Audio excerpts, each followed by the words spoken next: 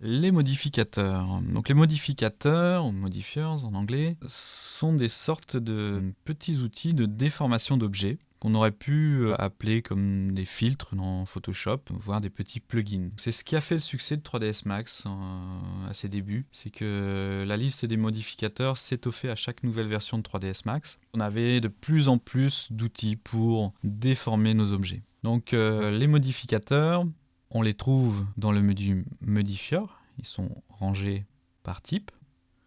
On peut les avoir par l'onglet Modify pour les appliquer à un objet. Pour ça, on va d'abord créer un objet. Ici, par exemple, on va prendre un cylindre. Voilà, on va lui mettre un nombre suffisant de segments. La plupart des modificateurs ont besoin d'un nombre conséquent de segments.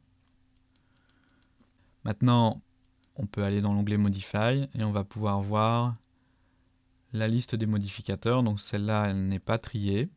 Donc c'est pour les gens qui ont l'habitude d'utiliser les modificateurs. On peut avoir un accès rapide à un modificateur en tapant la première lettre de ce modificateur. B pour Bend, E pour Edit, M pour Map Scaler. Mais on va préférer au début passer par le menu Modifier. Dans la liste des modificateurs, on a des modificateurs de sélection qui permettent de faire une sélection, puis après appliquer un autre modificateur à cette sélection. On a les modificateurs d'editing des patchs et splines. On a vu tout à l'heure qu'on pouvait éditer une patch. On a les modificateurs d'édition de mesh, sont ceux les plus utilisés, donc on va en tester plusieurs. Des modificateurs de conversion, d'animation, de gestion de simulation de vêtements, de gestion de fourrure, de poils, de gestion de coordonnées de texture,